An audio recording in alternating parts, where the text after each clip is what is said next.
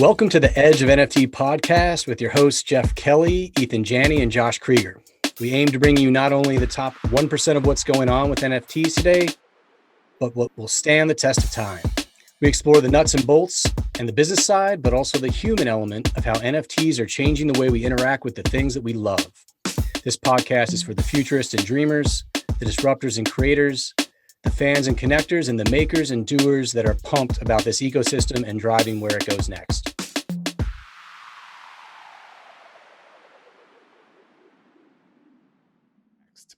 Today's episode features Jenkins the Valet and Neil Strauss. Here's a bit about each of them. Jenkins the Valet is the head valet at the Bored Ape Yacht Club. He has helped out many of the club's wealthiest patrons with odd jobs and has seen and heard many things. With the BAYC growing in popularity, it is time to write a tell-all. That's why he's teamed up with Neil Strauss.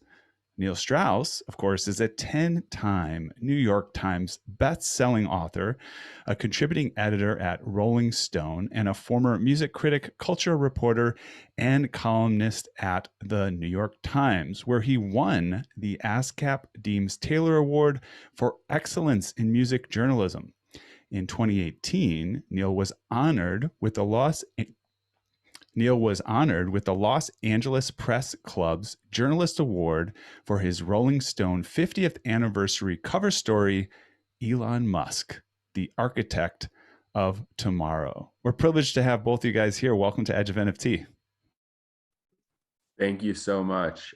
Super pumped to be here. Really glad to just steal like a few minutes away from the valet stand to talk with both of you, Josh, Eathan, and of course to be joined with Neil. Absolutely, it's a busy time of year, I'm sure, for such a prestigious valet such as yourself, and we appreciate that. This is our last episode of 2021, guys, and of course it'll air at the beginning of 2022. But couldn't be more excited to end on a project that really speaks in a lot of ways, in my opinion, to the future of NFTs and what's possible with them in terms of publishing and IP and sort of the evolution of projects into new adventures that no one could have predicted. And, Jenkins the Valet, hard to think of a better person to collaborate on with a tell-all book like this than Neil Strauss, and hard to think of a more entertaining and purposeful group of folks than the folks at the Bored Ape Yacht Club. How did this dream mashup come together? Give us the scoop, man. Yeah, totally. And you're right. I mean, not like a day goes by where I think that, we're not pinching ourselves that we get to work with someone as awesome as Neil.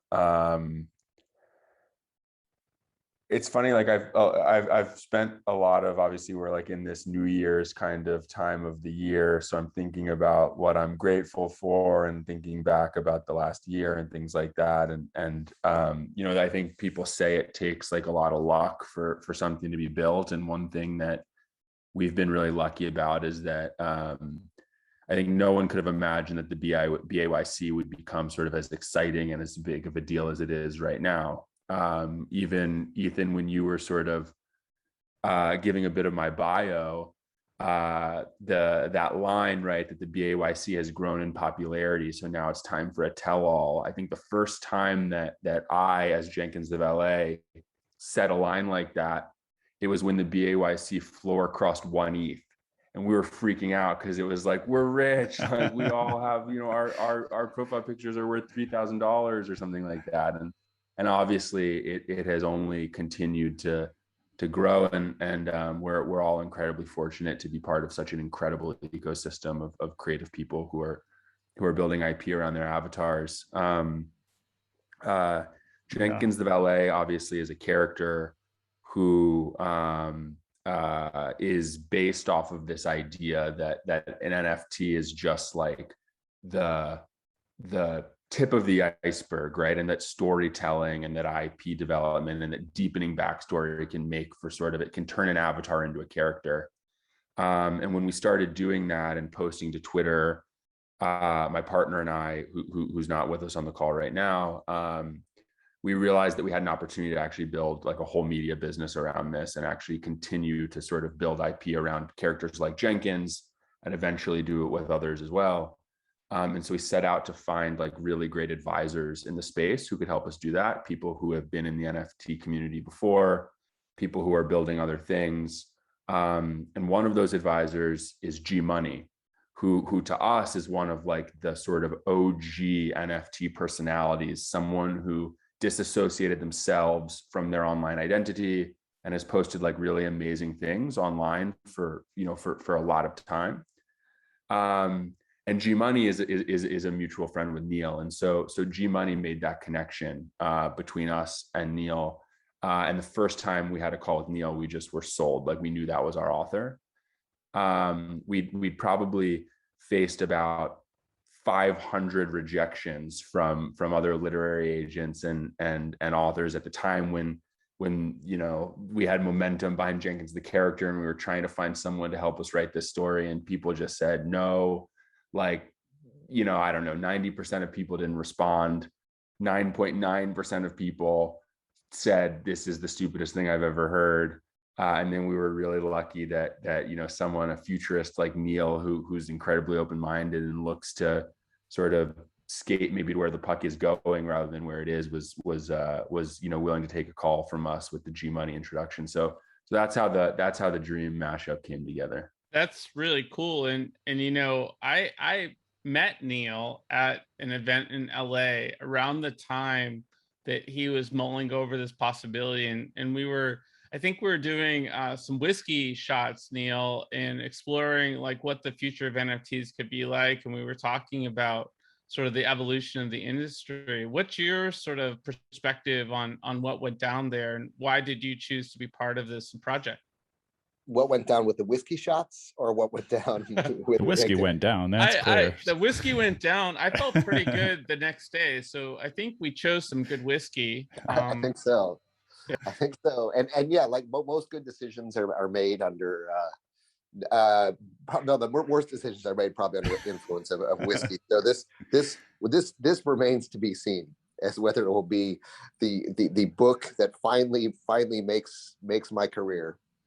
Or the truth is, when you're under the influence of the whiskey, they're the best decisions. When you're not under the influence of the whiskey, then they become the worst decisions. So just keep drinking the whiskey. I think everything's going to turn out fine. It's true. There's actually a thing called state-dependent memory. I remember, which is like if you're studying for a test while you're stoned, you should take the test while stoned. You remember things in the same state you're in. So that's not a recommendation. So yeah, as Jenkins was saying, I really got excited because, I mean, all the rare apes that Jenkins has had the experience and the privilege of meeting at the yacht club, and to know all those stories and be willing to tell them, well, that's one thing. But to me, when I do a book with a celebrity such as Jenkins, I say it's got to be about more than the people you know and the stories of other people. It has to be about your story. What is your personal story? That has to be the heart of it. And Jenkins has been in some really situations that are toe curling and spine tingling, and I'm excited to actually share the story. The other rule I had with Jenkins is that you have to be willing to tell your whole story with no fear of what the other apes will think, what the mutants will think, what your family will think, and be willing to just share the whole truth. And Jenkins was willing to go there. Beautiful. Yeah, that is sort of the question of, what made you come to a yes. And of course, with your experience as an author, that all makes a lot of sense. This project, I can imagine. I mean, not to interrupt, we all want to know what's going on inside the yacht club. What does it look like? What are the membership credentials? What happens in that secret locked room in the back? There's so many questions that will finally be answered. Yeah, I mean, look, Eathan and I are part of a group, and one of the members of our group brought this project to our attention right after it launched on Clubhouse, and this was early in the evolution of NFTs, and I'm not a member of the club yet, and I want to know. I feel like I've been living on the outside of this amazing ecosystem, and I need to know. I need to know what's happening there. I am going to restrain today because there's so much that will be put into this book that I'll just wait until you read it between the pages. But I can attest to the fact that Neil has pushed me in a way that I thought I would not be pushed to divulge the things that have happened, and pushed our community to.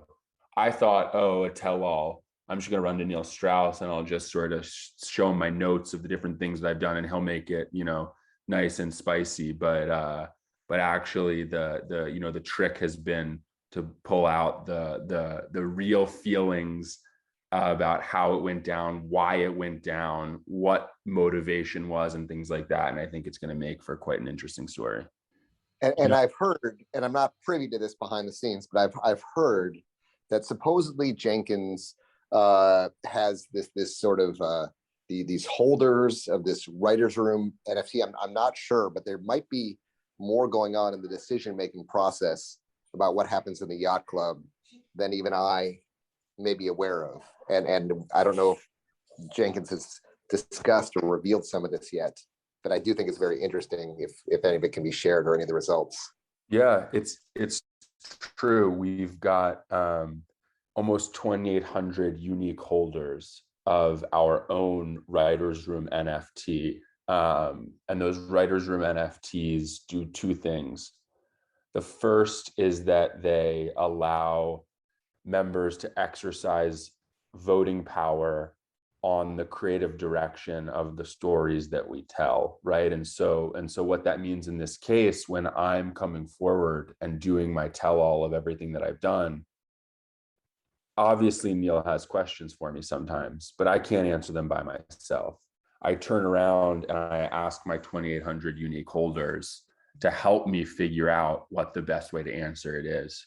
There's something interesting about that too, which means that, sometimes the answer that you get is a fact, but sometimes there's questions of opinion or something like that. And Neil has to deal with the fact that he knows he's not just interfacing with the valet at the Bored Ape Yacht Club. He's interfacing with a large number of apes and mutants, and he's getting sort of the collective ape brain giving him some of the answers that he needs. I will divulge some of those answers, but I'll also say that the other thing that these holders can do is that they can license their own IP to the story. And so there are a number of different characters who I've interacted with, obviously doing different jobs as the valet at the club. And the way that those characters bubble up to Neil, the author, is that they're actually licensed. And this is a really interesting use case, and the first of its time, of its kind, of this mass licensing of IP in the NFT space. So we have at this point, we're recording right on December 28th. It'll launch early 2022. Over 2,000 individual Bored Apes and Mutant Apes have been licensed to this book, and they will be featured in some capacity. Some as main characters, some will be illustrated, some will show up in a game of Where's Jenkins that will be in the inside back cover of the book. And then, a large number will just be sort of included in a special acknowledgments. And that's really interesting that there are so many avatars and people who own these avatars who will participate actually in the financial upside of the book. Yes, that's also, it's a fascinating thing to explore here. There's so much to experiment, and you guys are really going for it. There's the IP, as you're talking about, the utility of the NFTs you brought into the equation, brand building strategies. These are all an open field with NFTs. And, you mentioned IP here and licensing and sharing. I can imagine it can get complicated. I'm curious if you can share a little bit of the inner workings. Starting with the IP there. Was that as complicated as it sounds? Are there contracts people have to sign? And I don't even know. I know that you own your Bored Ape if you own, you own that IP if you own that character, that NFT. But can you explain a little bit more about how that pans out? Totally. My partner and I, every day we recognize we're wearing a different hat. Sometimes it's a creative project, sometimes it's a software project, sometimes it's community building, but more and more we've we've been feeling that it's a legal project. And so we're lucky enough to Jenkins the Valet has been signed to CIA, to across books, film, podcasts, and more. And so we have access to CIA's in-house counsel. We have our own IP attorney who crafts the licensing agreements that we sign, right? That give someone who holds the commercial rights to an NFT the ability to then license those commercial rights to us for the book. We have entertainment counsel and blockchain lawyers as well. And so there's a lot of different lawyers that are working on this, but it's a new frontier, right? It's often we're in these conversations and the realization is just that like it hasn't been done before and we have to try our best. And to that end, we're actually open sourcing every piece of legal that we develop, because our idea here is just to contribute back to the space as best we can so that other projects that come after us will have the opportunity to use the same types of agreements. Beyond just like the legal implications of somebody being able to take an NFT that they own and license those rights to us, there's a whole bunch of other IP that exists as well. When I'm not docking boats and doing odd jobs for patrons at the Bored Ape Yacht Club, I have spent a lot of my time in software development. And so we've built a custom web app that allows people to actually engage and vote on the questions that Neil might have for us. And so even just today, a series of questions ended that will come to define sort of the genre and the early plot. Like, for example, what pivotal event has happened in Jenkins's life that makes him want to tell his story? And 53% of our 2,800 community members have voted that he's convinced that the fate of the yacht club is in his hands. And so now we know where this begins, right? Jenkins, for some reason, is convinced that the fate of the yacht club is in his hands. And so he goes searching for a reporter. And there's a question, if Jenkins were looking for a reporter to tell his story, where would he find them? And 62% of those 2,800 holders have decided that he would go to the offices of the Bored Ape Gazette. So now you've got Jenkins, who is convinced he's got the fate of the yacht club in his hands. And he goes to the Bored Ape Gazette. And here's another answer. This was a really close one. 24% is the majority here. Says that the writer responds to Jenkins and says he'll only write the story anonymously because of how dangerous it could be. And so these types of things come together, right, in this gated web app that you can only access if you hold a writer's room NFT, that come to sort of set the guidelines for how the story is written. And we believe that that community generative and crowdsourced content can actually make for a better book than what any of us could do on our own. That's beautiful. Yeah, it's super cool. Go ahead, Neil. So now you can see why I was excited to be involved in this project. I mean, how cool is that? I've never, it's never done anything like this, and it's such an exciting concept, and the results are so great. And if you read that book, The Wisdom of the Crowd, there's a great wisdom in the community and the choices they're making. I love, it's so nervous to say I'm outsourcing these decisions to the community, and then they make these incredible decisions, and you end up writing the book that's exactly right for them, or co-creating the book. Like, how cool is it to have these, this many additional authors? And this is not your only foray into sort of this idea of decentralized publishing. Talk to us for a moment about how you think decentralized publishing fits into the broader spectrum of what's possible with NFTs, and how important of an innovation is this in the grander scheme? Yeah, I mean, I think there's an incredible sort of, we all have an incredible opportunity with Web3, which is we can, besides everything the technology makes possible, we can try to right the wrongs of Web2, right? Because Web2 was supposed to be level the playing field, and instead the playing field became grossly disproportional. So I think we all have this opportunity, not just Jenkins, myself, what you're doing with Edge of NFT, everybody listening to this has an opportunity to really work and fight and lead by example that model.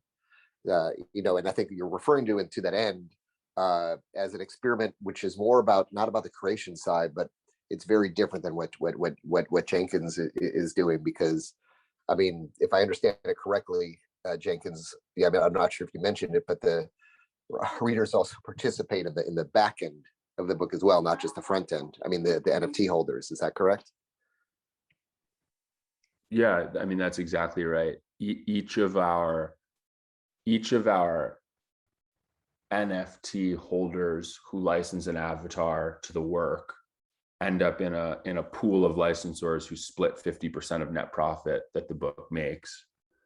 Beyond that, each of our NFT holders receive a free book NFT for having contributed, and that book NFT has an entire sort of roadmap that has game theory associated with it, staking the NFT, burning the NFT for other things. And so participating in the creation of this book is as much about participating in the business of it and the strategy of future NFT drops as it is in sort of plot and creative direction. And I think all of those pieces come together because, Neil, you obviously know better than anybody, but bringing a successful book to market obviously requires incredible creative, but there's an industry around bringing a book to market that are sort of also very important pieces of that puzzle to make something successful, and our community gets to participate in all of it.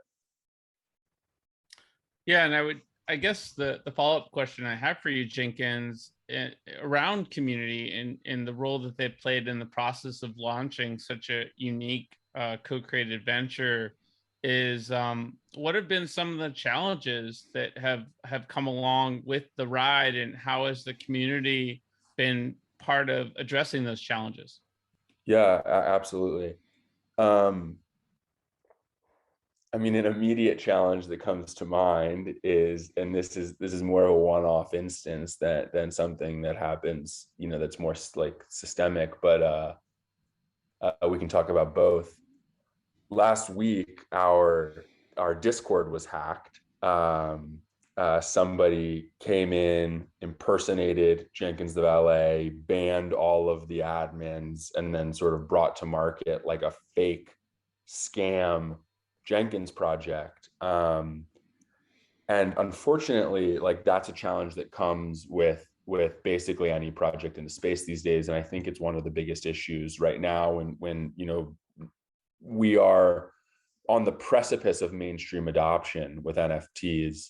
But when events like this come up, it sheds a negative light on the entire space, right? But interestingly, having a really strong community is an incredible way to play defense against some of these challenges. Because in that instance, for example, when the Discord was hacked, we had hundreds of community members who immediately stepped up. It was in the middle of the night on the East Coast where my partner and I are. And so we were asleep, but we've got all these community members. Some, it was the morning for them in Asia, but they're on Discord, on Twitter, posting, acknowledging what's gone wrong, looking out for each other and things like that. And so that's a one-off sort of example of, I think, why community building matters so much.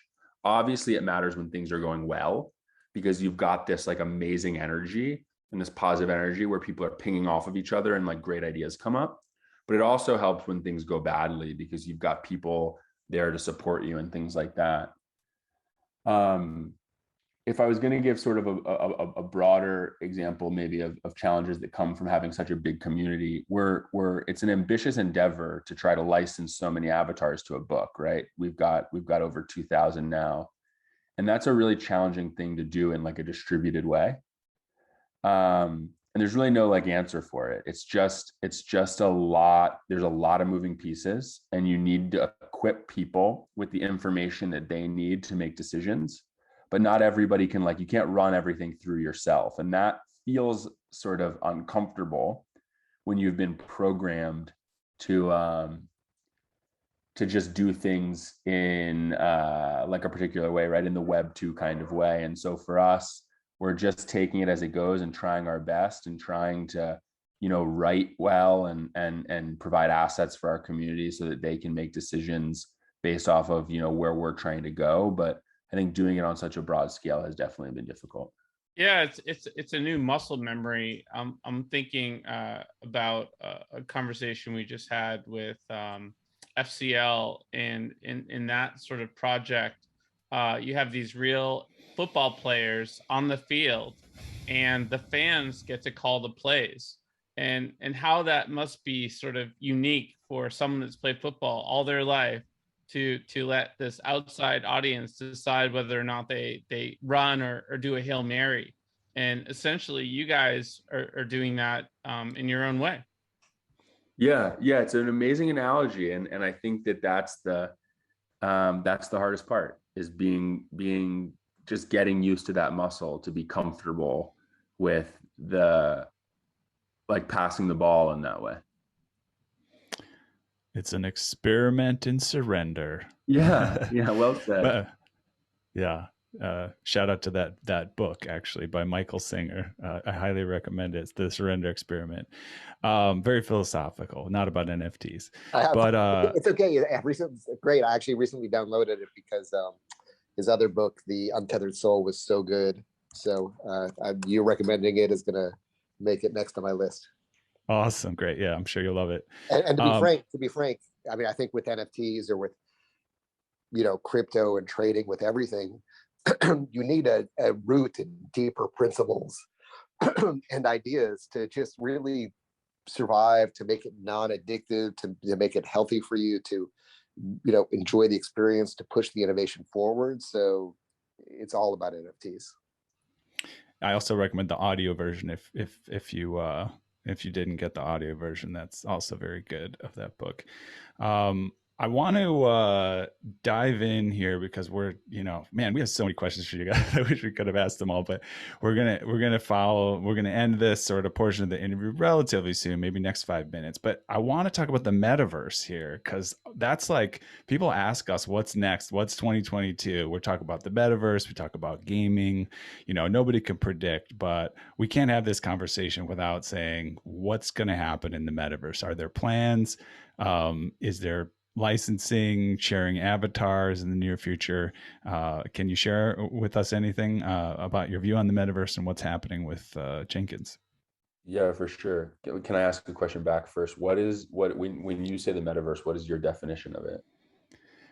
Yeah, that's a good question. I mean, we've asked this too on various episodes. I think people are not going to say, you could qualify like just a Zoom call as the metaverse. The basic answer comes out that there is not one metaverse. Mm-hmm. There's several, and eventually it could be kind of like websites, very ubiquitous. You have multi metaverses, but there is this idea that they're going to be integrated in some way, where you might be able to take characters or properties or various activities or programs from one metaverse to the next. Sure. So I would say it's not augmented reality. It's virtual reality, but that's my definition of the metaverse. Cool. Yeah, that sounds good. I think that I feel really strongly about sort of that, like, interoperability of being able to take IP that can maybe follow you all around the internet and mean something in every place. I'm not sure about the future of VR for the metaverse. It's not, at least in my imagination, I don't think in the near term, and when I say near term, I mean maybe even in the next 10 years, I don't expect us to sort of be in pods, like hooked up to IVs and just like living in the virtual world. But I do believe that you will see a significant amount of work being put into what maybe you could call the Jenkins verse or the writer's room verse, right? And our community coming together to create more worlds, more settings, and more stories that characters have to interact in, and having that be multimedia, right? And so what I think is special about the metaverse is that, like, the content lives, you sort of attack on all fronts at once. You've got this book, but the book is also an NFT. And because the NFT exists on the blockchain, you can manipulate it, you can burn it, you can stake it, you can earn things for having it in a way that you can't really earn things for having a regular book on your bookshelf. And then those things that you can earn can plug back in to the next story, which could be another book, or it could be a podcast, or it could be a movie. And sort of the story keeps going on everywhere, all at once, all the time. And so I know it's a bit abstract to describe it that way, but that to me is sort of our vision of, I think, the metaverse and what storytelling looks like in it.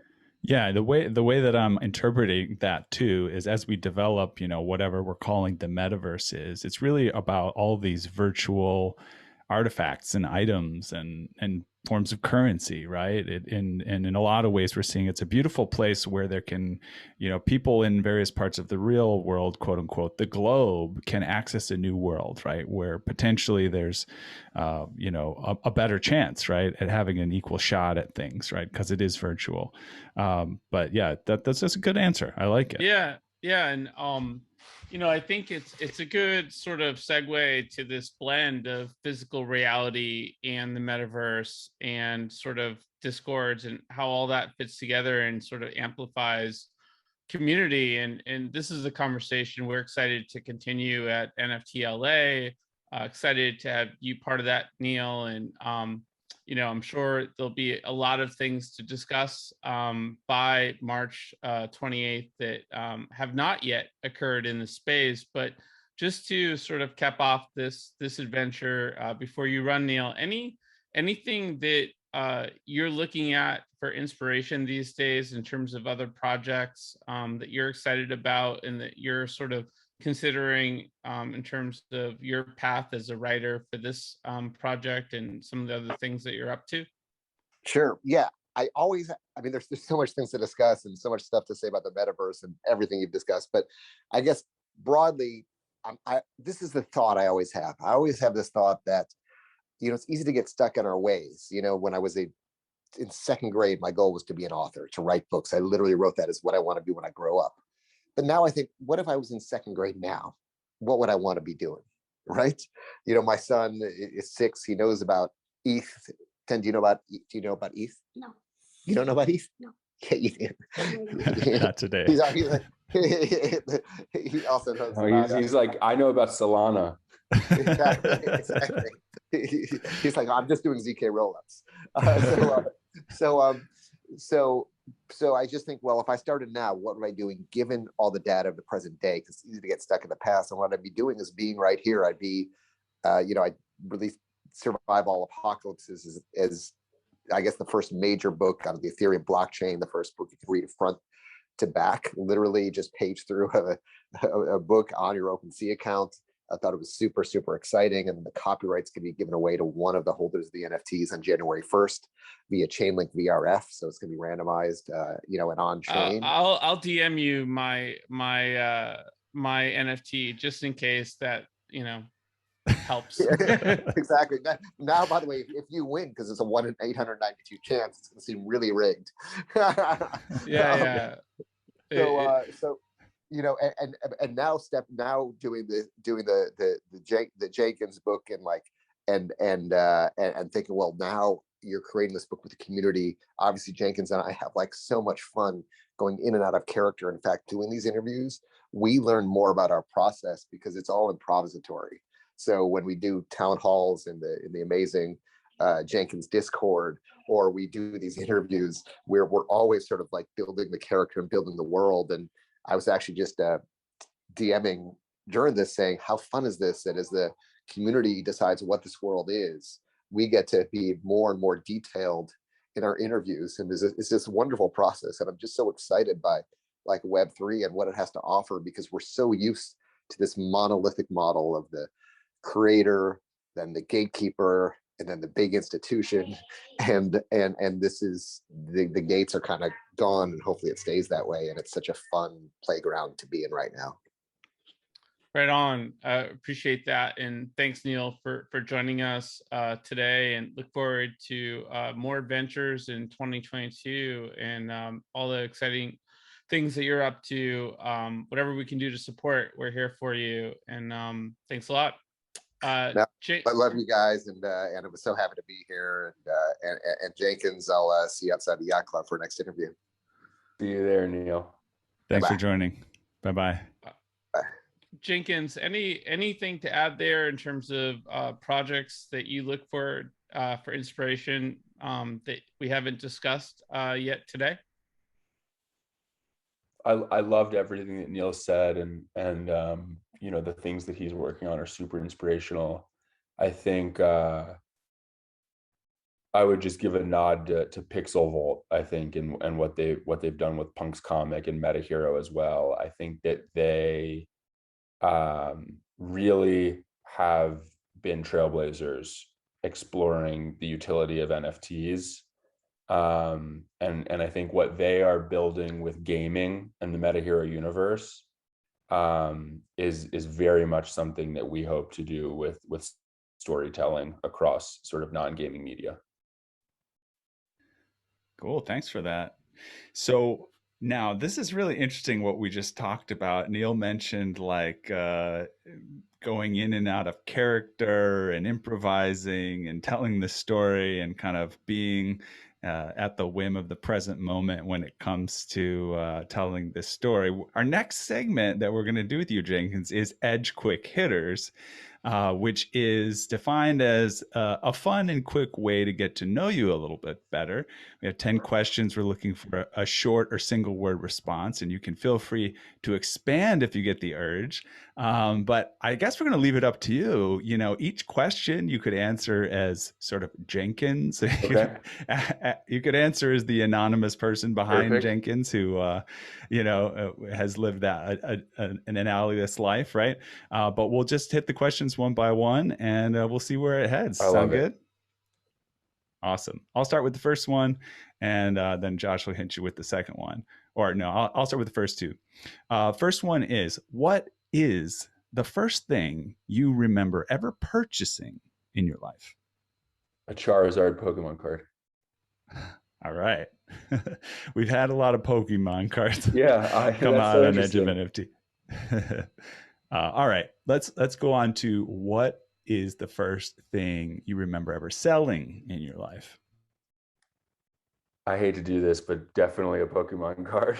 Maybe a Yu-Gi-Oh card. I was wheeling and dealing on the playground as a little kid.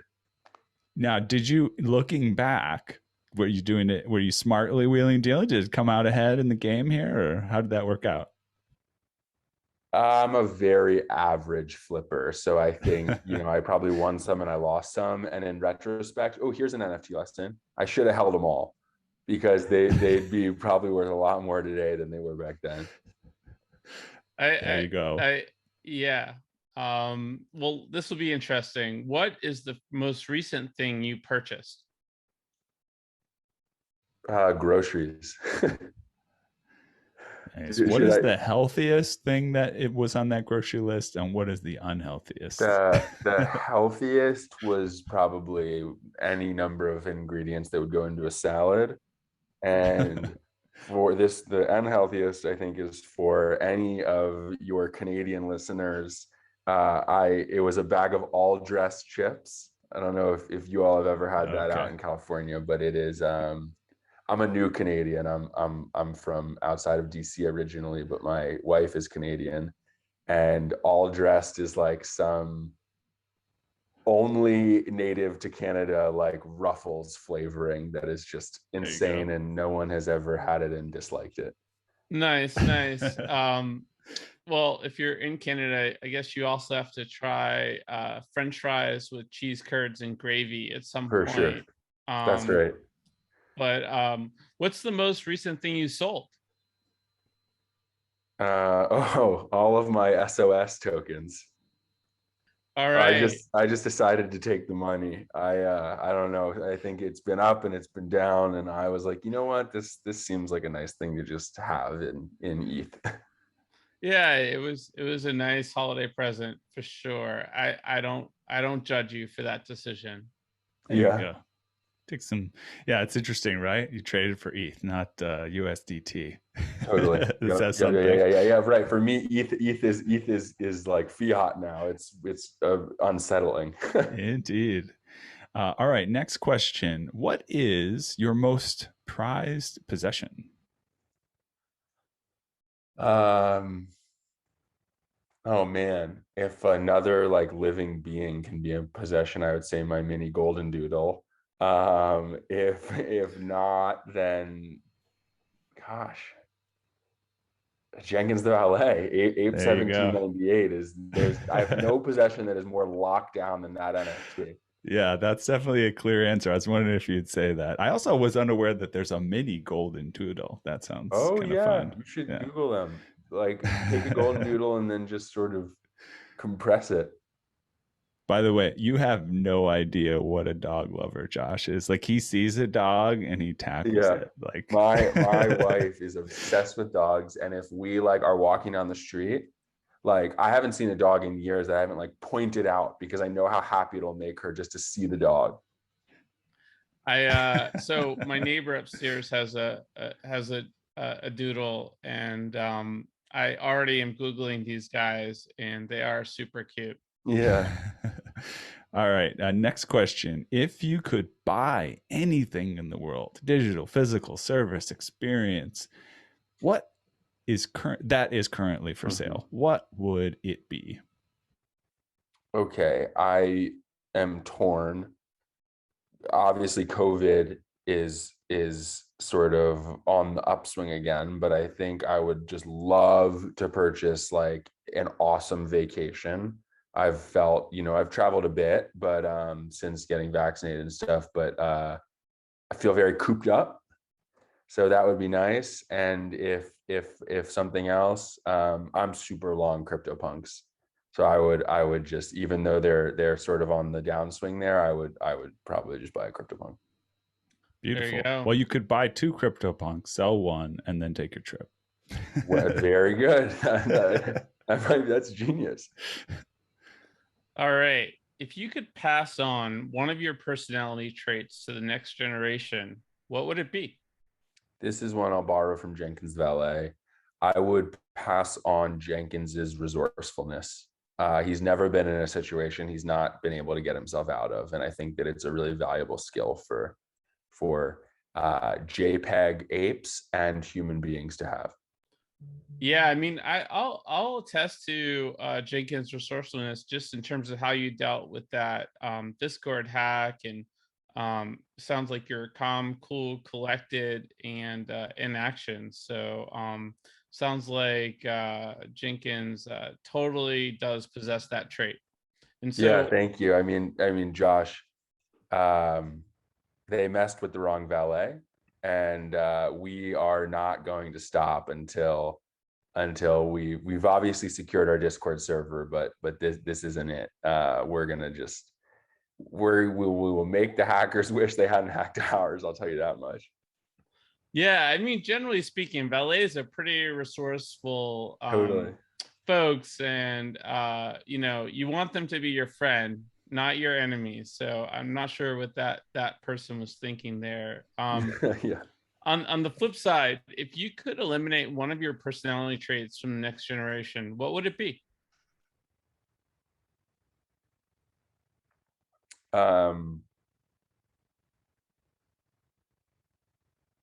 I would probably try to eliminate, I don't know how to describe it as a personality trait. Like I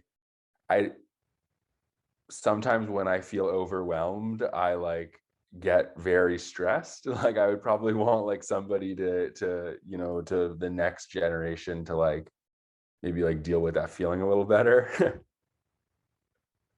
Or just have a massage therapist and some elixirs on call. One of the other. 100%. I think maybe if this tell-all does well, I'll maybe be able to solve that for my current generation too. There you go. The massage therapist on call. Beautiful. I know a good one if you come to LA. Nice. All right. Next question, just 2 more. This is an easy one. What did you do just before joining us on the podcast? I ate a scone with blueberry jam. Nice. It was very good. All right. That sounds delicious. Next question. What are you going to do after the podcast? I'm going to have a meeting with my partner, Safa. where we are going to do some more work on the future of the writer's room, specifically some of the tactics that we're taking with users burning the book NFT that they mint or staking it. Very cool. Man, I want to be part of that meeting. That sounds fun. It's a fun meeting for sure. And it'll be really exciting I think for our whole community when it comes out. Very Cool. Sometimes that last question demonstrates that we're just an interruption in someone's day of what they do all day. So I'm glad you're not just eating a scone after the podcast as well. Yeah, I'm gonna go back for another one. I would. Scones are great. Yeah, do both. But so are hot topics, and we have a few minutes. So maybe Eathan, we can dive into a couple of the exciting things happening in the industry to close out 2021. Yeah, let's do it real quick here. So first hot topic: Instagram is quote unquote actively exploring NFT integration, says CEO. That CEO is Adam Mosseri, and he says that they're exploring ways that they can make NFTs more accessible to its burgeoning user base. One idea might be to label the Instagram posts that offer NFTs as collectibles. He said there was no official announcement yet, but things appear to be happening behind the scenes. Hey, I mean, my first thought, man, it's taken a while. I don't know. Yeah, I mean, they had to join the party, right? I don't use Instagram as much as I use Twitter at this point. Jenkins, I'm sure you can relate to that, but there is still a meaningful amount of NFT activity on Instagram. If they pull this off, how do you think that will shift the balance of social media platform usage? It's hard for me to say because of the part of the NFT space that I occupy, which has a lot to do with the content that's created around NFTs. Instagram's platform, in my opinion, is not like super well suited for that today, maybe with Reels, but Instagram seems like a great place to display like a gallery or like a collection of NFT images, photography, video, things like that. But you know, the part of the market that I'm in, which has a lot to do with like lore building, I think is much better suited for platforms like Twitter. Yeah, it's interesting. I mean, a lot of our guests and the direction of our conversation here on Edge of NFT says that, you know, the future, like everything's an NFT, right? You know, you tokenize every ownable item with an NFT. So in a sense, this idea of different platforms saying, oh, we're going to do it or we're not, you know, it seems like maybe it's just a symptom of the early part of the conversation, and later down the road, it's kind of there's no thought about it. That's just what happens. Everything's on chain. But it does raise the question of kind of like, there's probably a barrier, right, of entry into like, this is just not necessary, right, to create to make something an NFT. Mm-hmm. You know, perhaps the programming bandwidth, or you know, the carbon, you know, the carbon expense or whatever is just not worth it, and we're not going to do that. But I don't know if anybody has an answer to that question at the moment. Yeah, it's an analog to, I always think about like, how much data do I keep on my computer, right? Like, do I get rid of this old picture, this old file, you know, do I get rid of, you know, all this information that's just being stored? So only time will tell. Let's hit the next hot topic, unless anybody's got anything on that first one. The next one, cash grab or innovation. Let's ask if the video game world is a cash grab or an innovation when it comes to implementing NFTs. So gamers are notoriously skeptical. Electronic Arts faced a huge backlash over a decision to let players pay to unlock certain characters in its Star Wars Battlefront 2 game. And traditionally, players are required to toil for several hours to access such content. There's a recent occurrence. Ubisoft, the French video game publisher, they dropped a video this month showing off its foray into NFTs, and the action was a little predictable. The company debuted a platform called Quartz, which lets players own in-game items such as helmets, and the feature was added to Ubisoft's Ghost Recon Breakpoint game, but the move was met with widespread anger from gamers who slammed Quartz as a cash grab, and some commenters also raised concerns with the environmental impact of cryptocurrencies. So I don't know. What's your opinion, Josh? What do you say? I just did some Googling, and one website says there's 3.24 billion gamers across the globe. So you got 40,000 negative comments there. I think there's diversity in this ecosystem, and there's diversity in why people are into play to earn gaming versus not.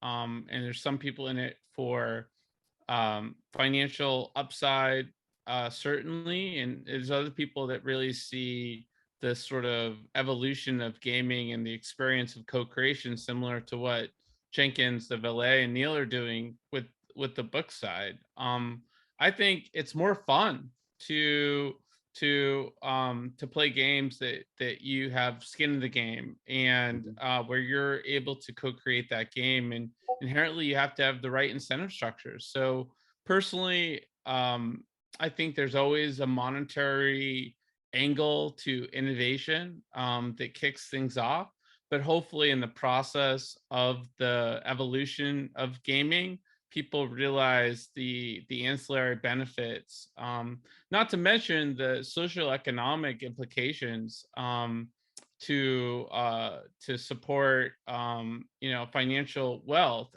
We used to talk about Bitcoin as the great equalizer, but in a lot of ways, I think that 2021 has showed that play to earn gaming potentially has more reach and more economic impact on the world than anything else right now. So those are my thoughts at a high level. I love that point, Josh, about the great equalizer. And it actually reminds me of an experience that we had when we were out looking for authors.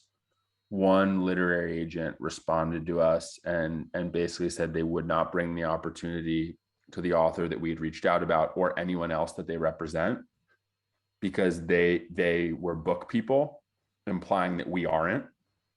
And that was hard to hear, because we're book people too. We're just different types of book people, or book people who are approaching something from a different sort of lens, something that is new. And I think that that's coming up here in gaming too, right? That people who sort of previously didn't necessarily have the opportunity to define the way the games worked now, theoretically could with NFTs. And that obviously, is something that could be unsettling for some of the traditionalists. That said, I think there's one point that is fair on the video game knocks, which is back to my point about sort of the definition of the metaverse. I think what's most important is the interoperability of the whole thing. And so what's cool about an NFT is that it's on chain and the blockchain is public. So anybody can build off of that. If I wanted to go make a website right now that only let you in because you held a Bored Ape, right? Even though I didn't create Bored Apes, I can make a whole product based off of that because that data is available. So when video game companies come out and they're making NFTs, but the NFTs only exist within their own platform, it sort of doesn't make sense. And I get the point there where people are like, why would you go through the sort of development costs of putting something on chain if it's not public? You might as well just use your own database. And so I sort of get that too. To the extent that people are just trying to make centralized games, you might as well just sell goods to people in game that exist in your own database. Yeah, to the cash grab or innovation question, I mean, my first instinct was, yeah, this is all innovation.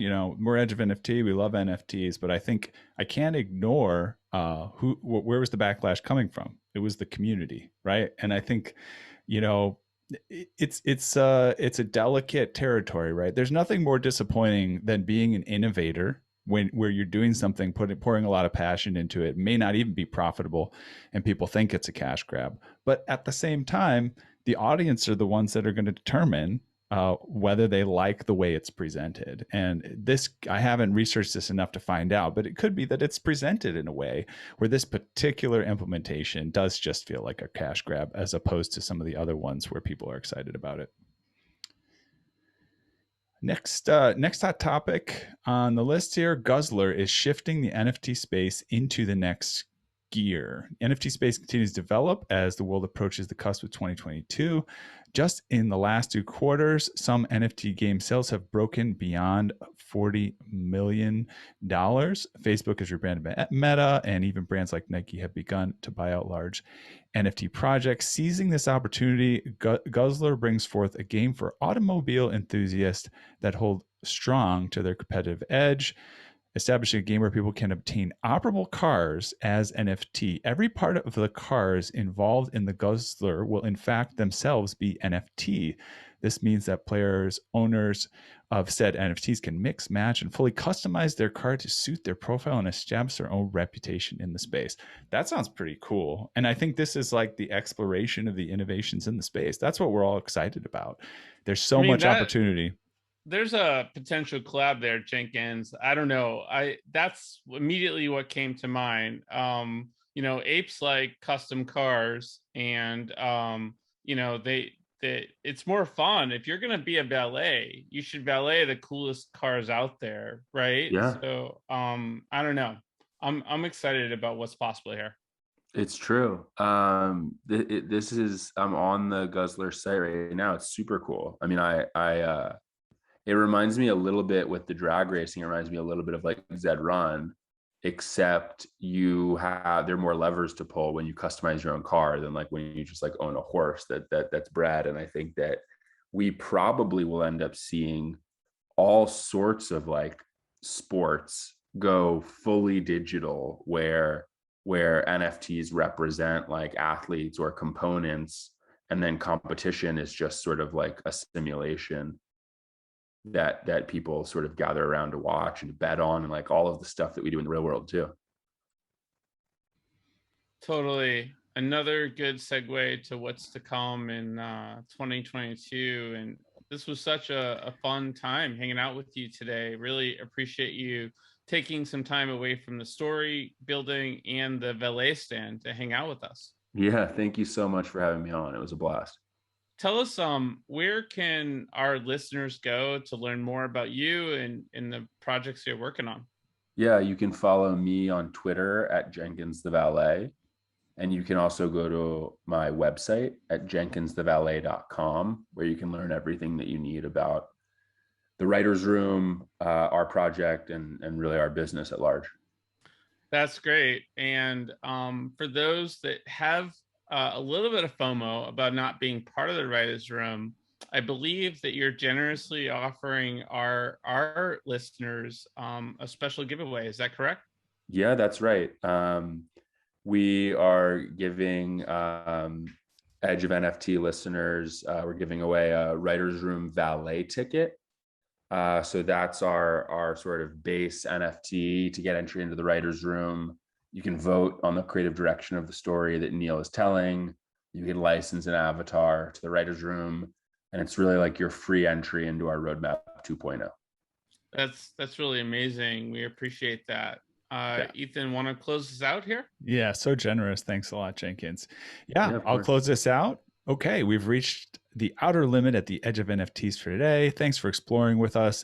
We've got space for more adventurers on this starship, so invite your friends and recruit some cool strangers that will make this journey also much better. How?